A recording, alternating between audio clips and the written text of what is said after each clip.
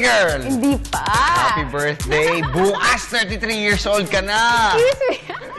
Mabuhay, Luzon, Visayas, Mindanao, Mega Manila World. Ngayon po ay araw ng Biyernes, ika-13 ng Setyembre, taong 2013. 19 ano ka? 90. 1980! Simula na po ng pagbabago. Pinapabata mo ko Simula ng pagtahak sa Tidalandas. Ate kita Samahan niyo po kami sa susunod na isang oras dito po sa inyong Alternatibo Newscast sa hapon. Ako po si Snow Badua. Walang maniniwala. Sa amin, kayo ang nasusunod sa mga balita. Dahil alam namin na kahit sa dyaryo, itong yung unang binubuklat. Ako naman, si Meg Sioson. Happy birthday, partner! Yes, thanks. Ang Gift ko! Ang dami yung handa ni Meg kanina. Gift ko muna. Okay. Mamaya, bibigyan kita ng puto sek. At ito... PTV Sports. Sa ulo ng ating mga nagbabagang sports balita, Pinoy Pool Masters Carlo Biado at Antonio Gabica, kapwa umabante sa semifinal ng World 9-Ball Championship sa Doha, Qatar. Team Pacquiao, umaasa ng upset victory ni Saul Canelo Alvarez laban kay Floyd Mayweather Jr. sa linggo. Petron Base Boosters off guard Ronald Tubid, pinatawan ng multa ng PBA Commissioner's Office. Davis Cup duel ng Pilipinas at New Zealand, nagsimula na. Two-time defending champion Spain, lumasap ng ikalawang kabiguan sa 2013 FIBA Eurobasket sa Slovenia. American Parbuster Brant Snedeker, solo leader sa opening round ng BMX Golf Championship sa Lake Forest, Illinois. At titulo ng 2013 Spanish Vuelta Cycling Classic, mahigpit na pinag-aagawan ni na Italian rider Vincenzo Nibali at American pedal pusher Chris Warner. Yan po ay mga headlines pa lamang. Detalye ng mga nag-uumusok na sports balita. Narito na. Tayo po ay napapanood din worldwide via internet streaming sa www.ptv.ph at meron din po tayong replay sa YouTube. Sa billiards, patuloy po na ipinaglalaban ni na Carlo Biado at Antonio Gabica ang bandila ng Pilipinas sa 2013 World 9-Ball Championship sa Doha, Qatar. Kagabi ay kapwa umabante sa semifinals ang dalawang Pinoy Pool Masters matapos na magrehistro sila ng panalo sa magkahiwalay na laro. Giniba ni Biado si Chris Melling 11 racks to 3 upang maikasa ang pakikipagsagupa kay former world champion Thorsten Newman ng Germany sa Final Four. Nauna rito pinatalisik ni Biado sina Shane Van Boening ng Amerika at Fabio Petroni ng Italy sa round of 32 at round of 16. Samantala naungusan naman ni Gabica si Nick Van Den Berg ng The Netherlands 11 racks to 10 upang maitakda ang semifinal showdown kontra Carl Boyles ng Great Britain. Bago ang quarters, dinispatcha muna ni Gabica sina Oliver Ortmann ng Germany at Ko Pinyi ng Taiwan sa round of 32 at round of 16. Champions purse na $38,000 ang nakataya sa 2013 World 9-Ball Championship. Sa boxing, dahil sa sobrang pagkainis, ipinapanalangin ng Team Pacquiao na sana ay matalo si Floyd Mayweather Jr. kay Saul Canelo Alvarez sa linggo. Makailang beses nang nagharap sa negotiating table ang mga handlers ni Manny Pacquiao at Mayweather. Pero dahil sa sobrang pagpapaduday-duday ng undefeated fighter, ay hindi maisakatuparan ang pinaka-aabangang super bout ng pound-for-pound rivals. Ang kabuang detalye ihahatid ni Sports Senior Correspondent Dennis Principe. Kung ang nakababatang kapatid ni Manny Pacquiao ang paniniwalaan, mayorya ng mga miyembro ng Team Pacquiao ay nakaabang sa upset win ni Saul Canelo Alvarez kontra Floyd Mayweather Jr. sa linggo. Pagbubunyag ni Bobby Pacquiao, halos lahat sila ay maasang madudungisan ni Alvarez ang malinis sa kartada ni Mayweather para mabawas-bawasan umano ang yabang ng American puncher.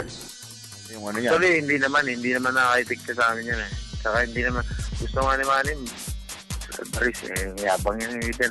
Parang kaya siya. Si Alvarez din. Alvarez din.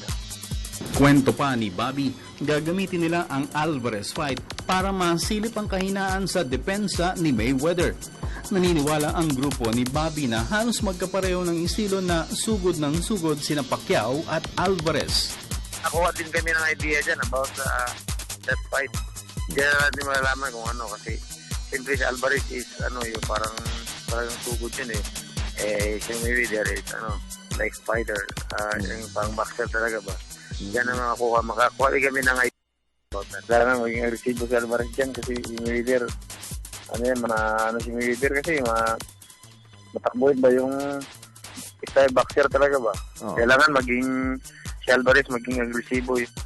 Ang WBA at WBC Light Middleweight Championship ng kapwa undefeated fighters na sina Alvarez at Mayweather ay mangyayari sa MGM Grand sa Las Vegas, Nevada sa Linggo. Para sa PTV Sports, Dennis Principe, Telebisyon ng Bayan. Ngayong araw po inaasahang magbabalik sa bansa si multi-titled equestrian Mikey Cojuangco Jaworski. Ito'y 2 araw matapos na manumpa siya bilang bagong miyembro ng International Olympic Committee o IOC. Ang 2002 Busan Asian Games gold medalist ay nakakuha ng 79 na boto sa secret balloting na isinagawa sa 125th IOC session sa Buenos Aires, Argentina noong isang araw upang maging ikatlong Pilipino na opisyal na naging miyembro ng Olympic body. Nakatutok sa Ninoy Aquino International Airport si Miss Cristabel De Leon at narito ang kanyang report live via phone patch. Tabel? Tabel? Maraming salamat, Flo. Nandito ako ngayon sa Ninoy Aquino International Airport at inabangan nga natin ang aeroplano ng Emirates ni Miss Mikey Cojuangco Jaworski bilang kauna-unahang babaeng nahalal bilang miyembro ng IOC mula dito sa Pilipinas at ang asana na nahalal dito nga sa IOC. At bilang background, sa 77 miyembro, 79 na boto ang nakuha ng 39-year-old Busan Asian Games gold medalist sa 125th IOC session dinakaw sa Buenos Aires, Argentina na sinabi mo nga kanina. At kwento ni Mikey sa amin ngayon dito sa isang munting presko na ginaganap dito sa labas ng NAIA. Naging maganda naman ang kanyang flight pabalik dito at sinabi niya na malaki ang kaibahan ng pagiging isang atleta at pagiging sports administrator. Binigyan niya ng emphasis na hindi ito naging kapareho ng kanyang mga medalyang nakolekta dahil iba daw talaga ang nakaatang na responsibilidad sa kanya dahil hindi lamang Olympic Games ang inoorganisa ng IOC dahil nagkakaroon din ito ng mga committees o commissions na kung saan papalaganap ng sports sa iba't ibang dako ng mundo, hindi lamang para i-promote ang sports, hindi para na rin sa ibang aspeto tulad ng ekonomiya at kapayapaan ng iba't ibang bansa. At nagkwento rin si Mikey sa amin kanina na hindi lamang isang lingwahe ang dapat matutunan ng isang IOC representative dahil kailangan nilang matutunan ng halimbawa Espanyol, Mandarin at Arabic at iba pang mga lengguwahe upang makasalamuhan ng maganda sa kanilang mga kasamahan sa IOC. At ngayon nakikita natin na masayang-masaya siyang uminita sa harap ng kanyang ama na si Congressman ICTOC President Jose Cojuangco Jr. at gayon din ang kanyang asawa na si Mr. Godot Jaworski. At kasama rin natin dito sa lounge si First POC Vice President Zoe Romasanta. Ayan. At yan po ang huling mga kaganapan dito. Tabel? So, saan ang tungo ni Miss Mikey ngayon? After yung arrival niya sa airport, saan siya susunod at tutulak? Wala akong balita kung saan sila tutulak dahil nagkaroon muna ng maikling usapan at hindi pa tapos ang usapan ngayon. Pero binanggit ni Mikey na magkakaroon sa ng susunod na pupuntahan sa IOC sa Disyembre upang humarap sa isang opening ng museo ng IOC at gayon din upang ipresenta ang bagong siyam na membro ng IOC. Alright, thank you so much. Si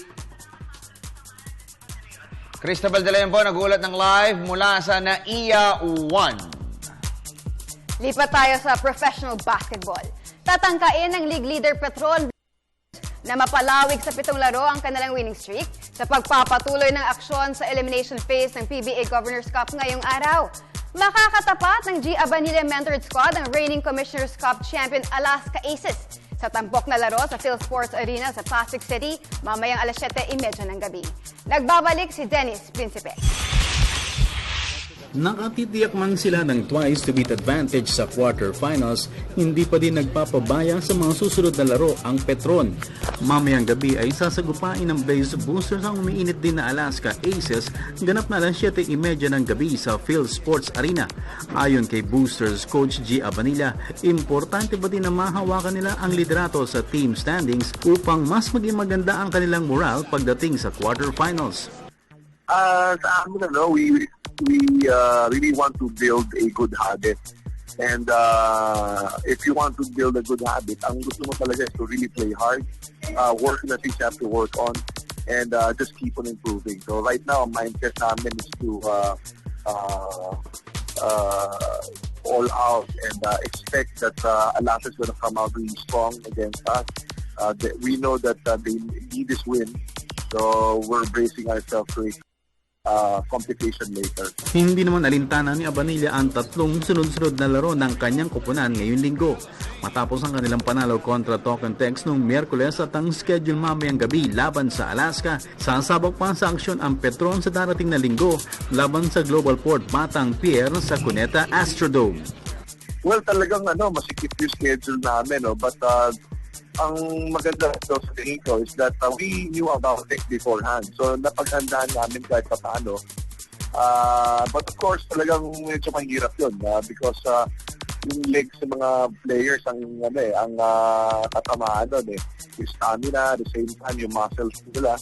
So, recovery is very important. That's why we've been working closely with our strength and conditioning coaches. Samantalang sa first game maya-maya lamang ay balik PBA si Asi Taulava via Air 21 Express kalaban ang original PBA Ball Club nito na Talk and Text Tropang Texters. Para sa PTV Sports, Dennis Principe, Telebisyon ng Bayan. Sa PBA pa rin, may 5 araw nang nakikihalubilo sa ensayo ng kanyang bagong team, si veteran point guard Mike Cortez. Ito'y matapos na ma-acquire siya ng Meralco Bolts mula sa Air 21 Express noong isang linggo. Kapalit si Man Mountain Asi Taulava. Nasilip ng PTV Sports ang team practice ng B-Boys kanina at narito ang report ni Ms. Nicole Ramos. Labis na ikinatuwa ni shooting guard Mark Cardona ang muling pagsasanib puwersa nila ni point guard Mike Cortez. Huling nagkasama ang dalawa sa roster ng De La Salle Green Archers noong 2002 kung saan nagawa nilang hilahin ang Taft Avenue-based squad tungo sa kampyonato ng UAAP Men's Basketball Wars. Sobrang saya kasi syempre naalala ko first year ko sa La Salle. Ganda ng ko nun dahil sa kanya. Kasi leader siya. Kanina ay nasilip pa ng PTV Sports ang magandang ensayo ni Cardona at Cortez na magsasama sa isang team makalipas ang 11 taon. Sana yung nagawa namin sa La Salle, magawa namin din sa Meralco. Sa panig naman ni Cortez, unti-unti na niyang nagagamay ang sistema ng Meralco Bolts. At umaasa siya na mas relax niyang maisusuot ang jersey ng MVP-owned squad. Sa laban kontra sa kanyang previous team na Air 21 Express sa linggo. Good. It's an open offense, kind of the same thing that the Gilas players are running. So hopefully it opens a lot of situations for me and for my teammates. So, just these young guys like Chris and Chris Timberlake and Cliff Hodge try to help them get to the semis and get to the finals. Let them get a taste of it. Samantala, tiwala naman si Coach Ryan Gregorio na ngayon na ang simula ng matagal na nilang hinihintay na rebuilding ng 3-year-old Meralco franchise. So sana magtuloy-tuloy lang improvement both individually and on a collective bargain. Sana magkasabay-sabay din yung aming improvement. But more than that, it is really our competitive spirit and our warrior mentality that is really pushing us to greater heights. So sana lang mag-translate into more victories. One step at a time, we get to the playoffs, then we get to the semifinals. Then we get to the semifinals because of the hunger factor. I am certain we're so clear and near our destination.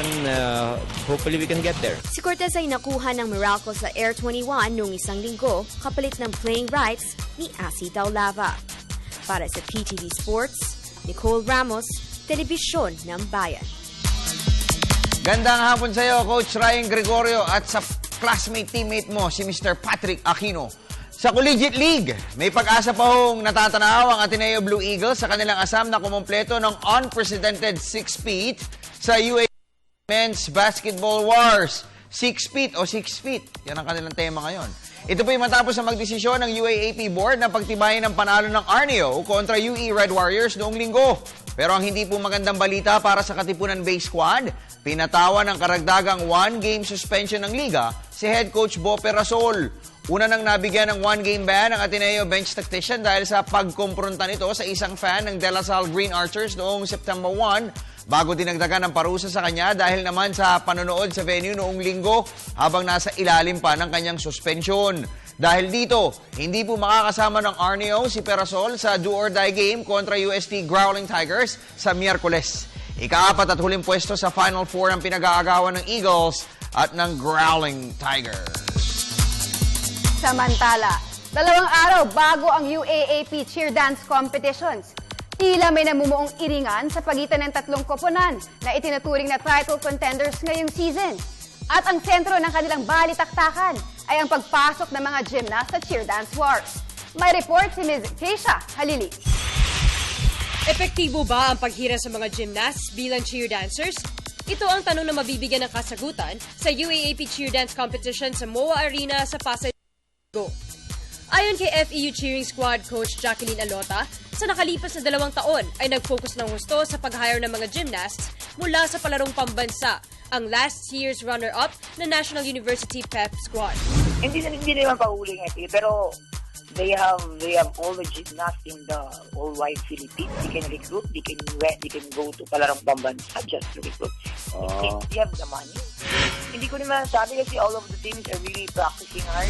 Pero hindi naman sang-ayon dito ang mentor ng 3-time defending champion UP Pep Squad. Everyone's upgrading the level. So, syempre, talaga every naman nag-iba sa pag-upgrade ng levels ng bawat team. Para sa akin are teams to beat. I know everyone's out to get us.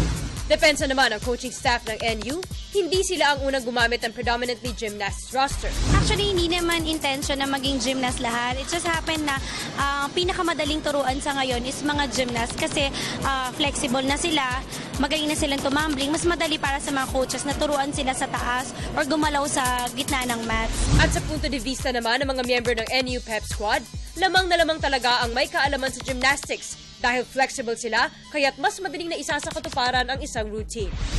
Kasi po, dahil nga po na mag-tumbling, tas kaunting tuturo na lang po about sa transition kung paano po namin gagawin yung mga tumblings na alam po namin. Saka ituturo sa iba para pare-parehas. Advantage po nun yung flexibility po kasi na-train na po kami nung gymnast kami, lalo na po sa mga stance. Yun po, advantage po yun sa RG. Tas kung artistic naman po sa tumbling, advantage po pag gymnastics. Ang cheer dance competitions ay ang isa sa pinaka-engranding event na inaabangan ng mga UAAP fans buhat pa noong 1994. Para sa PTV Sports, Keisha Halili, Telebisyon ng Bayan. Gandang gabi, Mr. Pucholo Chunsim at kay Ma'am Pat Chunsim dyan sa Macro LPG. Thank you for watching. Sa tennis, nagsimula na po ang aksyon sa pagitan ng Pilipinas at New Zealand sa Davis Cup Asia-Oceania Group 2 Finals.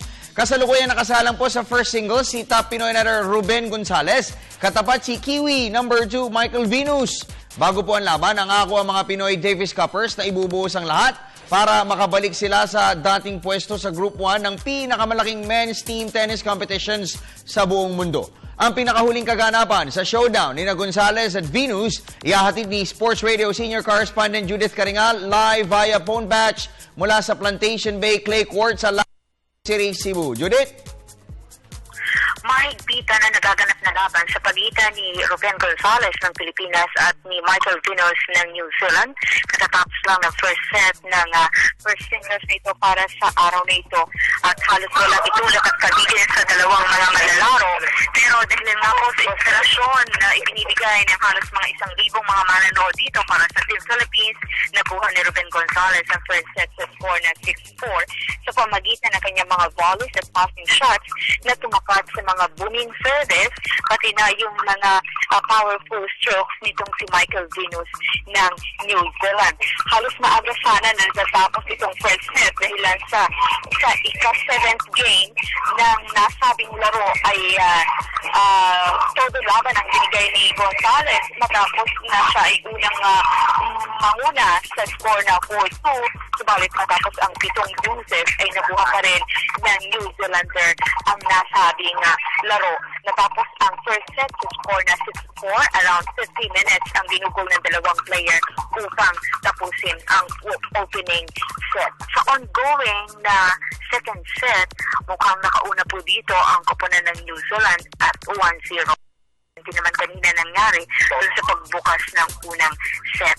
Maraming mga nakasuporta dito para sa Team Philippines. Kasama po ang ating chairman ng Philippine Sports Commission, si Chairman Richie Garcia, Commissioner Jolly Gomez, Commissioner Buddy Andrada, ang Field Secretary General Romeo Magat, ganun din ang ating si Buana Luwilier, main sponsor para sa koponan na si John At syempre para naman sa kupunan ng New Zealand, ang kanilang ambassador to the Philippines na si Ambassador Ruben Livermore. Ang mananalo sa tie na ito ay papasok nga po sa Group 1. Kapwa parehong uhaw-uhaw ang bawat kupunan sa pagpasok sa Group 1 dahil hindi kailan na ilang taon na rin para sa Pilipinas at New Zealand na sila ay napupunta sa Group 2 ng kompetisyon. Mamaya matapos ang laban na ito ay susunod naman kagad ang pagharap ni Johnny Arcilla, ating number 2 singles player, laban naman sa number 1 ng New Zealand na si Jose Ruben Statham. Sa araw ng bukas at doubles, Trek Yuri kasama si Francis Casey Alcantara laban kina Venus at Marcos Daniel. At sa araw po ng linggo, ang reverse singles, si Ruben Gonzalez against Statham at itong si Johnny Arcilla against Michael Venus. Judes, base sa inyong pulso dyan at dun sa nakita ninyong itsura o yung kondisyon ng mga Kiwis, ng mga taga New Zealand, ano ang tsansa ng Pilipinas na talunin yung kanilang grupo dito sa showdown na to? Sinasabi nga ng ating mga officials, including Administrator Randy Villanueva, ng Captain Roland Kraus, na ito po ang pinakamalaking tsansa para sa Pilipinas na makuha itong tie na ito dahil sa labanan, history ng labanan ng Pilipinas at New Zealand, 3-2 tayo. Sa rankings, bagamat lamang ang New Zealand, mas matatangkad sila at mas mataas ang rankings nila. Pero dun sa mga head-on collision, medyo nakakalamang, lalo na itong si Ruben Gonzalez. Dalawang best niyang tinalo itong si Michael Venus. At sa clay court na pinaglalaroan, lamang na lamang po ang Pilipinas. So, napakalaki at mas malaki talaga ang chance ng Pilipinas na makuha ang tie na ito laban sa bumibisitang New Zealand. Alright, thank you sa iyo, Judith. Judith Karingal po ng Sports Radio 918, nag-uulat ng live mula sa Plantation Bay, dyan po sa Lapu-Lapu City, nakatutok sa Davis Cup tie. Sa golf, kumuha pa ng back-to-back title sa Ladies Philippine Golf Tour, si former amateur standout Saina Rodriguez. Kahapon ay pinag-reynahan ni Rodriguez ang wakwak leg sa Mandaluyong City, 2 linggo matapos na magrehistro siya ng 8 strokes victory sa Eagle Ridge Championship. Humataw si Rodriguez ng even par 72 sa final round upang magwagi ng 6 shots laban kay Mia Piccio. Nagsumite siya ng aggregate score na 5 under 211 sa 54-hole tournament para maibulsa niya ang top prize na 100,000 pesos. Bago umakyat sa professional ranks, dinomina muna ni Rodriguez ang 2 amateur tournaments sa California at Long Beach. Lipat po tayo sa football. Dumanas ng setback ang kampanya ng Philippine Malditas sa group eliminations ng AFF Women's Championship sa Myanmar. Ito po'y matapos na yumukod sila sa Powerhouse Japan 4-1 sa kanilang ikalawang asignatura sa group eliminations kagabi. 4 na goals agad ang ibinaon ng kalaban bago nagawang gumanti ng 1 goal ng Philippine 11 sa 85th minute. At ito po ay courtesy of Heather Cook. Sa ngayon ay hawak ng mga Pinay Booters ang record na 1 win at 1 loss at ang susunod na makakabangga nila ay ang Lao. Dito po ay kinakailangan dominahin nila ng husto ang kalaban para magkaroon sila ng tsansa na umusad sa susunod na round. Sa volleyball, hindi naging maganda ang resulta ng debut ng Team Power Pinays sa 17th Volleyball Championship sa Korat, Thailand. Kani-kanina lamang ay umukod ang mga Pinay volleyball sa Indian counterparts sa straight sets 25-22, 26-24 at 25-12 sa kanilang unang asignatura sa group eliminations. Naging maigting muna ang salpukan ng 2 koponan sa unang 2 sets bago tuluyang bumigay ang Philippine 6 sa 3rd set. Ang susunod na makatapat ng Pilipinas ay ang Powerhouse China at ang kanilang enkwentro ay mangyayari sa linggo. Ito ang kauna-unahang international stint ng Philippine Women's Volleyball Team sa nakalipas na 8 taon. Meg, anong oras ka pinanganak? Ako? 8 a.m. 8 a.m. Ikaw. So, 4 ako. a.m. Si Jose Rizal, 4 o'clock yun. Si Einstein, 4 o'clock din. Oh, tapos yung mga, sino ba? Si Wally, alas 8 yun. Favorite mo yun, diba? Sabi mo, idol mo yun. Uy! Si Corazon Tubig, asawa ni Ronald Tubig, kanina pa niya hinihintay yung story kanyang ginoo. Yes. Na si Ronald Tubig. Paghihintayin ka pa namin na matagal-tagal, ha? Lalo, para mas ma-excite. May istorya kami tungkol kay Ronald Tubig at tungkol po dun sa naging pag-uusap nila kanina ni Commissioner Tito Salud. Sa pagbabalik yan, siyempre bit-bit namin ang inyong mga text, email, Facebook at Twitter messages sa pagbabalik yan ng PTV Sports. Ako po si Cyrus Baguio ng Alaska Aces. Sa mga taga-iligan, adlaw mo tanaw og PTV Sports, dagay mga updates diri og dagay mga balita para sa inyo. Inatuntaw na mo tanaw mo.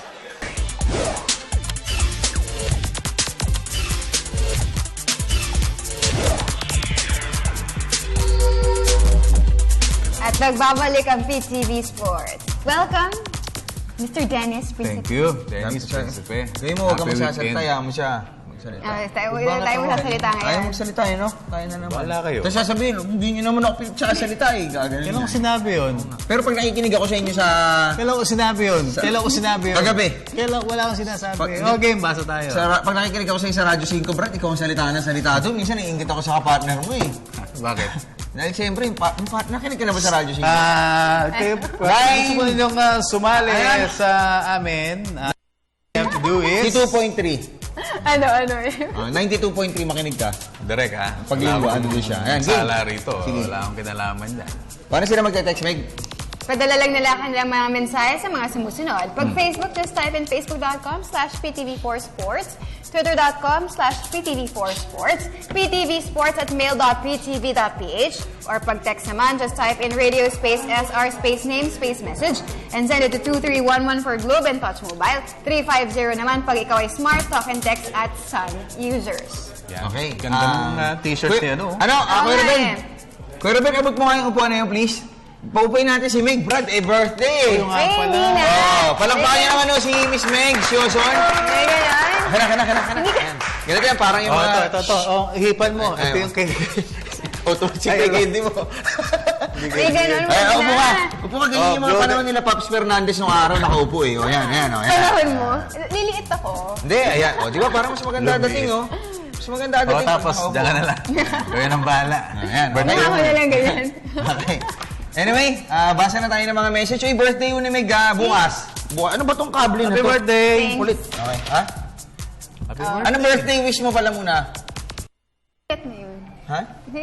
Bakit bastos Pero na yan? Ay, hindi. Ay, ngayon yung dash. Birthday mo na single ka. Ay, hindi din. Hindi. Pero may kasan nyo next year?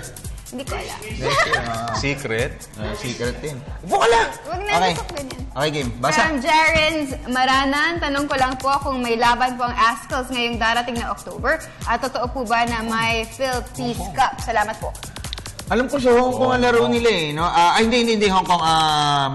Dadayo po sila somewhere. Teka ha, try natin kontakin si kaibigan Chiefy, ha? Si Chiefy Kaligdong. Sige, ano lang ha? Chiefy lang kukontakin mo Ha? Ano? Chiefy lang kukontakin mo Siyempre, si paring Chiefy. Pag si Dan Palami, Englishin tayo eh. Yung pagitan ng dalawang words. Ha? Yung pagitan ng dalawang words, ang tagal eh. Like I said, it's about... Anyway. Ha? Teka muna ha. Dinadial ko na si Chiefy ha. Alamin natin yung next na tournament nila. Di ba pwedeng si James? Young husband? O kaya Pwede, si Phil? go. Si Phil? Pwede. Wag, baka busy yun eh. Yun walang laktaw ang English nun. Yan. Hindi mo na maiintindihan. Ay, at least I can't really just... Wala, cannot be rich eh. At dahil dyan, Ayan na, sige go, na. ikaw na. Dennis, ikaw nga. Request lang Kaya na birthday.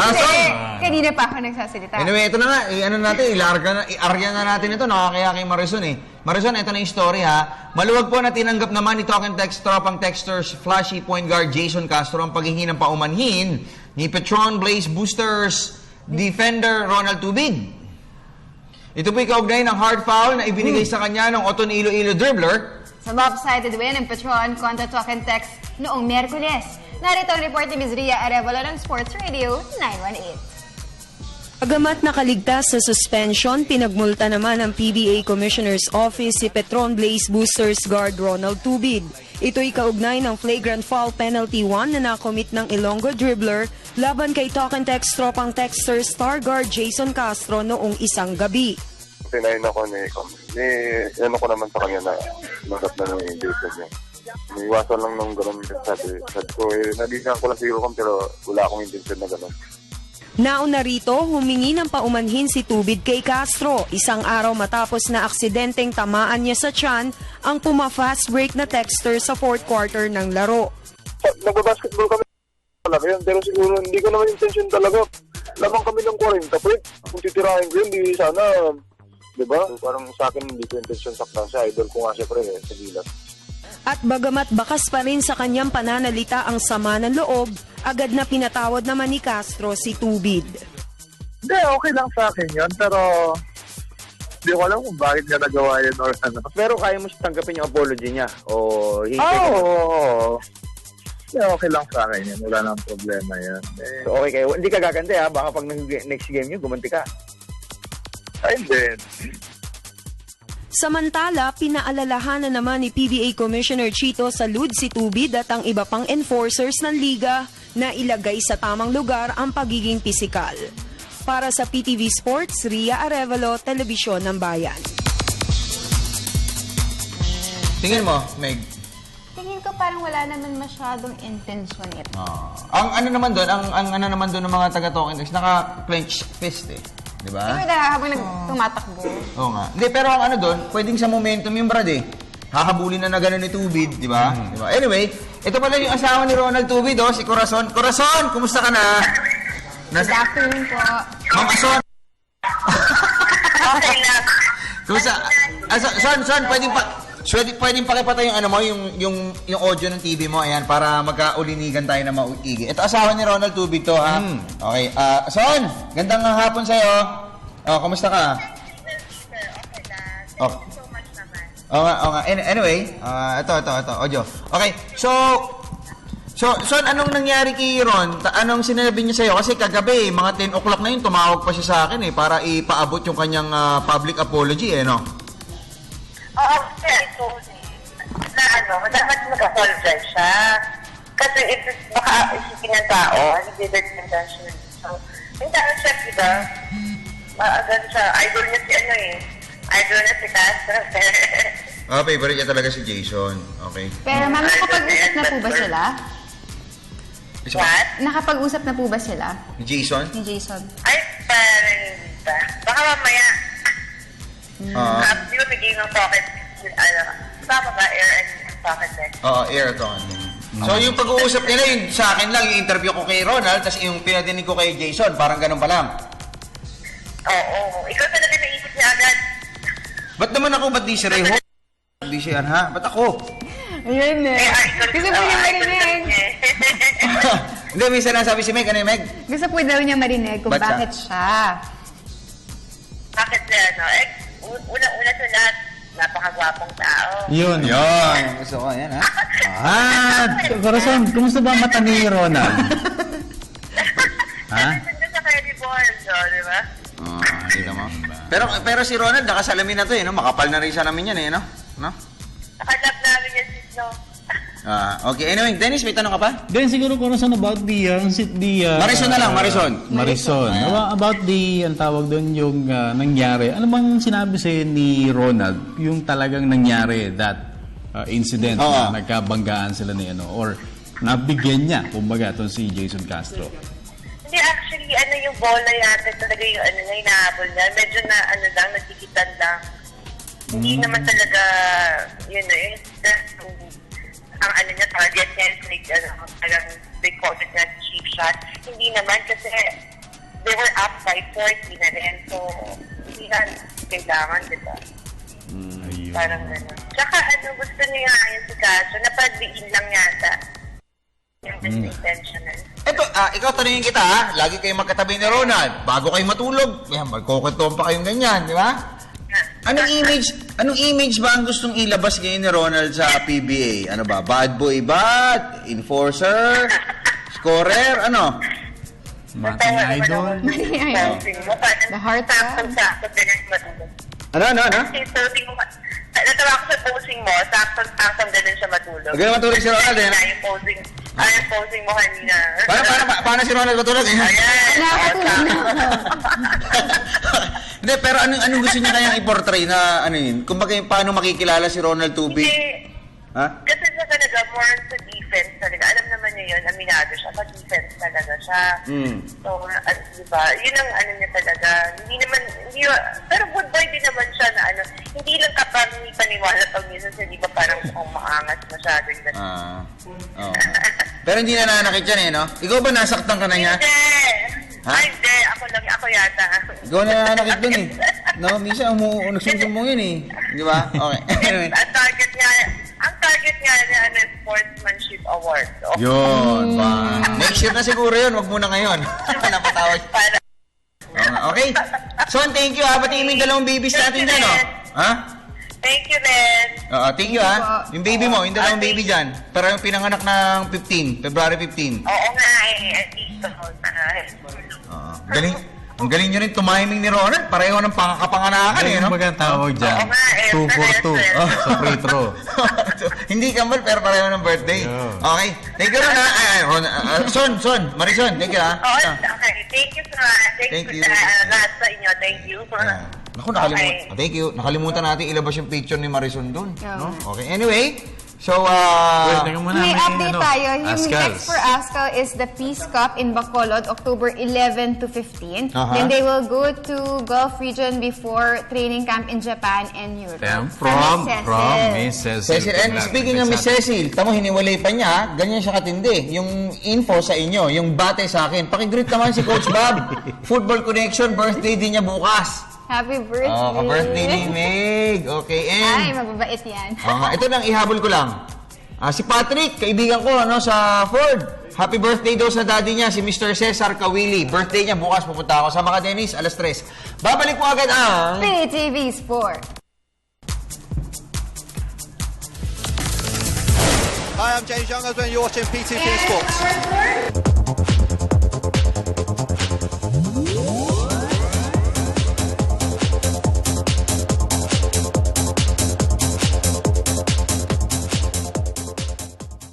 This program is brought to you by Derm Aesthetic, The Skin Clinic, and Hair Restoration Center. Join Globaltronics as they present the winners of the first ever National Digital Arts Awards, Fast Forward Filipinas, on September 20, 6 p.m. onwards at the SM Mall of Asia Music Hall with performers Block 9, Ebe Dancel, Up Dharma Down, and General Luna. Up to 3 million pesos in cash prizes await the winners. Tickets are available at www.smtickets.com or call 470-2222 for more details. See you there! May natural energy extenders, tongkat ali at D-Ribos. Swak sa sarap ang Barako-Cool. Ang Barako-Cool Energy Cola. Swak sa lakas, swak sa sarap.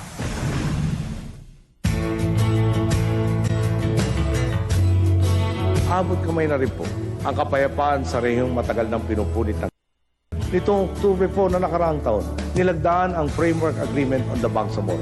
Magkakaiba man, isang lahing nagkakaisa para sa kapayapaan. Noong 2004, isinabatas ang proklamasyon bilang 675 na nagtatalaga sa buwan ng Setyembre bilang Peace Consciousness Month. Layo nito, higit pang maunawaan ng bawat Pilipino ang kahalagahan ng prosesong pangkapayapaan. Isulong ang isang kulturang walang puwang ang karahasan at higit pang palaganapin ang diwa ng kapatiran. Maasa po ako sa pakikihambag ng bawat Pilipino sa layunin natin para sa Bangsamoro. Ipakita po natin sa kanilang hindi sila nagkamali sa pagpili sa direksyon ng kapayapaan. Ipamalas natin ang lakas ng buong bansa upang iangat ang mga probinsya sa mas diniliman.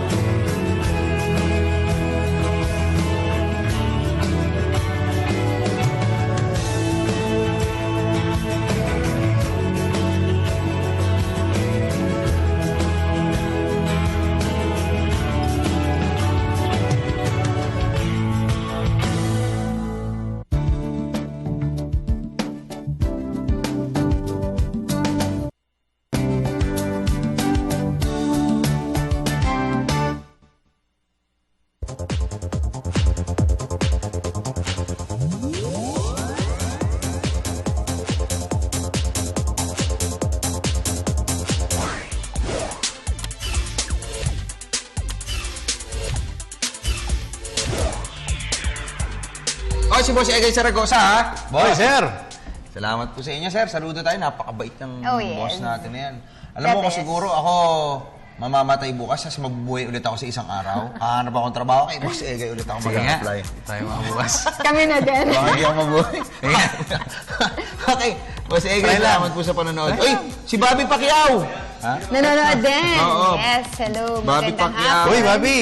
Thank you. Di, ano bang, ano niya, moniker ni Bobby? The Destroyer. Hindi Destroyer si Manny yung Destroyer Binok ko na po. Siya rin yun Si Manny din yun. Kamao. The Mexicutioner. Ano ba? Hindi. Hindi, si Bobby, ano yan eh. Ano yan? Medyo mabigat eh. Oh, maganda yung kanya eh. Maganda yung... Active Blow, ka ba? blow.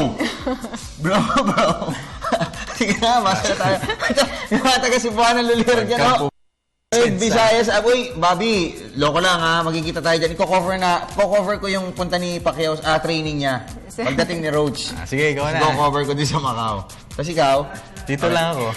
Happy birthday sa anak ni Kuya Arman, Marvic Irvin, PTV Sports sa Cebuana dyan po sa may Visayas Ab. Thank you and more power. Salamat po sa inyo din. Thank you. Lipat tayo sa text from Henry. Update po sa injury ni Kelly Williams at Jared Dillinger. Babalik po ba sila sa Gilas? Gilas, malabo yan. Tingin ko, no? Kelly Yung nilalaro nung ibang mga... Hindi, una, si Kelly may sakit. Sa dugo. Wala pa. Si Jared naman. pa-recover pa lang. Pabalik na po siya. Atin-atin lang. Okay. Pero malayo pa naman ang Gilas. Next year pa to. Pero Yung dapat, ano by na this lang. time, meron ng plano. Pero I don't think yung sakit ni Kelly, hindi ko naman siya pinapanalangin. Baka mahirapan na rin bumalik, brad eh. Unang-una, tagal na unang layoff niya. 3 buwan na mahigit. 4 na buwan na. Baka more pa. Oo. Tapos, yun nga, medyo parang, maselan yung kanyang kalagayan. So, sa akin kasi yung priority ni Mr. MVP, Brad, magpagaling ka muna, Kelly, saka mo na isipin ang basketball. Parang gano'n, di ba? Pero apparently, yung kanyang nararamdaman ngayon or medical condition niya is still the same as before sa Santa Lucia. Oo. Nag-worsen kasi ngayon kasi lagi siya may shots ng ano yung pampalaki ng katawan, yung sinasaksak ni Boogie? Steroids. Kasi parang yung pain. Oo, matoy. Ngayon na nangyari doon, hindi na siya nakakatulog. Tapos minsan, baka nag-iiba yung ugali niya, nag-aaway sila nung mag-asawa, nagkaroon na ng epekto sa pamilya. So doon na talaga nag-decide si Kelly na... Ito, hindi ko steroids yan, bud. Oh, hindi. Pakita mo. Kanin yan, kanin. Okay? Pero wala pang definite date kung up until kailan siya magre-recover. Wala yun. Hanggang sa fully makabalik siya. Pero yung sakit kasi niya, rare yun eh. Ilan taon na siya ngayon? Oo, 32. Ganun? 32. Okay, basta tayo. From Gerald, sana si Denzel Walls na lang ang kunin ng SBP na in-naturalize. May outside shooting pa. Pwede. Denzel Bowles. The Sniper. Ayun! Kasi maganda yun. Galing talaga ni Sniper. Boy Google! Okay. Next. From Ryan, saan channel po ipapalabas yung SEA Games? SEA Games. No C. Hindi malabo. Hindi, ang problema ko sa SEA Games, ayan, ito, example, nanonood si Boss Egay ngayon. Gusto ni Boss Egay na kunin yung SEA Games. But, ang problema po kasi ngayon, ng right of first refusal na yung active. Dahil sila yung huling nag-cover yan sa Indonesia, di ba? O, kasama ka pa doon, Dennis. Palembang. Oo. Palembang. Okay. Nice to have you back here, Dennis. Tapos, before that, ikaw, di ba? Nice to have you back. Ng PTV. PTV naman yun. Pero mas maganda yung 2007 sa 2011 na coverage. Anyway, yun pong kasi, yung, Dennis, yung host ngayon, Indonesia. Hindi. Myanmar. Kasi Myanmar. maliit lang yung bansa nila, Brad. So, nag-require sila ng rights amounting to millions. Normally, wala nang rights yan Di ba? So, pero di ba pagka-government station ba? Hindi siningil nila Ganun ang nangyari sa Laos. Sa Vientiane, Laos, noong 2009. Naningil. Wala rin nag-cover. Di ba? Dahil naningil. At walang basketball. Tapos wala pa basketball. So, yun yung problema doon. So, pagka nagbayad kasi kayo ng rights doon, sabihin na natin na kunyari Pero mahal yung rights? mahal. Abot yata ng 4 million pesos. So, production cost mo pa, abot ka na naman ng additional 4 million pesos.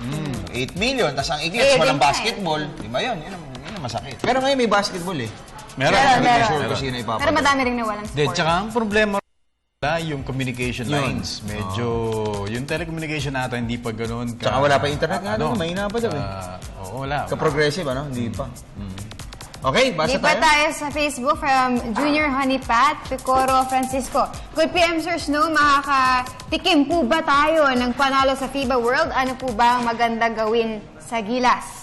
Well, of course, maybe 1 or 2 victories, we can look forward to that. Yeah. And we cannot, look forward to bigger things. And maybe 1 or 2. Pero ano po yung mga possible teams Yun na yung pwede sinabi natin ni, tanungin? yun yung sinabi ni Raiko Toroman. Hindi, sabi ni Kuya, Coming sabi from ni Kuya- Raiko himself. Kaya, 1 or 2. Sabi nga si Kuya Ambet pa na nag-text niya, 15 million daw ang right sa Lao. Ay, sa... Neymar. Mag-aabono ka pa. Ang laki. Anyway, we have on the line Coach Raiko. Are you busy? Coach? Yeah, are you busy? I'm on TV. I cannot hear you. I'm on the game. Okay. One question, boss. One question. Can you hear me? Boss? Yeah. Can we win at least one game in the FIBA World Cup, boss? Do you think? Wait. I have to go out. Wait. Pinalabas pa natin. Nakakahiya. Okay, lalabas si Coach Raiko. Ayan. Lakas. Lalabas siya. Tatawag siya ulit sa atin. Wait lang natin yan. Ngayon, pagtawag niya, news at 6 na. Pero mabait si Coach Raiko, di ba? Na Mabait yan. nakikita natin sa PBA. Isa sa pinakamabait talaga na coaches yan. From- Hindi katulad ng iba, no? Okay, basa. From Michael Calpatura. Good afternoon, PDB Sports. Happy birthday po kay Miss Meg. Thank you. Tanong ko lang po kung kailan ang PBA draft. Pubatid na rin po ang mga taga Tanawan, Batangas. More power and God bless. November 3 po ang PBA draft sa Robinson's Place, Ermita. Okay. Manila. Uy, ito na si Coach Raiko. Coach Raiko, wow! We feel so special because you called. Anyway, Coach Raiko, I'm on TV. Just 2 questions. Do you think the Philippines can win in the FIBA World Cup, boss, next year? 1-2. At least 1 or 2 games? I believe strongly that they can win 1 game, 1 or 2 games. But everything depends. How long will be on the preparation? What kind of player they will bring there? A lot of things depends. It's not easy to go on the World Championship and win 1-2 games if you don't have enough for preparation and everything. It must be a lot of games you have to play before that. Strong games with European teams, and then you can thinking about the wins.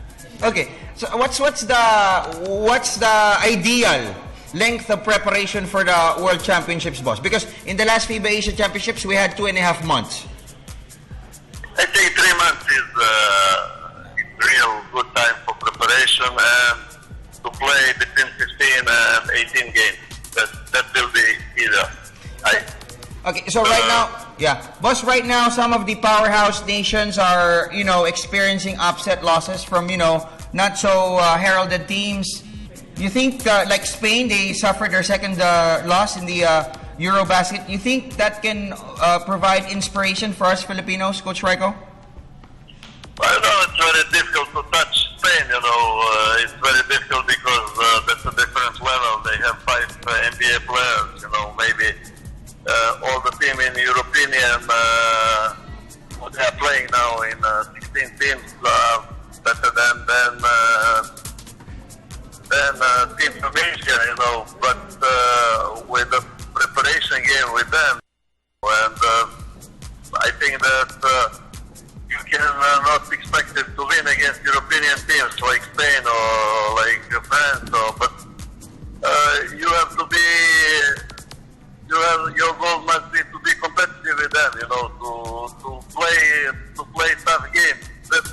That must be for the first time, but I think that this experience, what they have to reach this experience in a pre-tournament game, and during the tournament will give them new confidence for the next FIBA Asia, which is also important to go to the Olympic Games in Rio de Janeiro. Okay, Coach. Good afternoon. This is Dennis Principe. Okay. Yes, kumpare, how are you? Good, Dennis. How are you? Okay. Coach, do you think we should bring the whole FIBA Asia team to the FIBA World, or do you think we need to add 1 or 2 other, or replace 1 or 2 other players in that lineup? I don't want to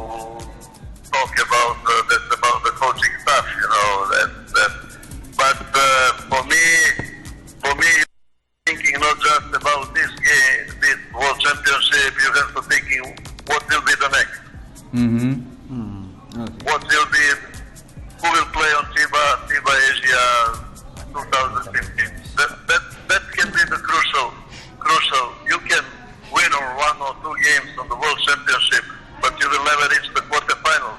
In this moment, that's not very difficult. But All right. to use this experience for the FIBA Asia 2015, that will be the crucial thing. Okay, Coach, Hi, last Coach. question Coach Meg Siozon po. What are the beatable teams po? that you see. So, the beatable team is probably the African teams, maybe New Zealand, maybe some teams like Mexico which surprised a lot of teams. They have one NBA player in their team, one big guy, and I think that still they are beatable. Mexico, I don't think Puerto Rico, I don't think Argentina, because they will play with Ginobili Scola probably on the World Championship. But Mexico, 3 African teams, New Zealand, that's I think, the team which be competitive. All right. Very competitive. Coach Royco, thank you so much for the time. You spent walking out of Ultra just to talk to us. Thank you so much. It's a pleasure to have you with us tonight, boss. Okay. We love you so much, Bye. Coach. We love you. Thank you, Coach. Okay. Thank you. Okay, bye. Si Coach Royco Taroman. Nanonood ng basketball. Ginagaya ko na 1 or 2. Okay, overtime na tayo. Nagagalit na si Miss Cathy San Gabriel, si Atty. Marcos Rodes, at si Ralph Obina. Paalam na tayo. My wife, Queenie, love you. Tsaka kay Prince, Zian, Eric. Meg. Mr. Ami Sumana, Amazing Playground, PBLA Shirt, Axel Sportswear, Dr. MJ Tarzan Zen Institute, Sintos Medical Center, Dean Grace Pharmacy, My Jewelry Box. Okay, salamat po sa Barako Energy Cola, Mr. George Chua, Michael Joseph Chua, Paul Chua, Mr. J. Lianos D, Ma'am Chera, tsaka kay Mr. Rafi Casciao, at sa Access 360, Mr. Willie Ortiz, Philip Golo, Willa Rosa, Jacob Malapos, at Arvin Roa, Ninong Renato Lina ng Relator sa Traba. Thank you. Tsaka kay Sen Institute, Dr. Mary Jane Torres. Ako po niyo ni Coach Dobadwa. Meg Siozon. Dennis Principe. At tabayanan po ang News at 6 sa inyo. Nakasama si na Miss Cathy San Gabriel, Atty. Marcos Rodes, Ralph Obina, at narito po ang kanilang mga tampok na balita. Sa ulo ng mga balita, Pangulong Aquino tiniyak na kontrolado ng gobyerno ang sitwasyon sa Zamboanga City. Karagdagang tulong sa mga sundalo at mga residente, ipinagkaloob ng Pangulo. Advisor on the peace process Teresita Deles, iginiit na hindi titigil ang gobyerno na maitakda ang tripartite review process sa MNLF sa Indonesia sa nalalapit na panahon. Malaking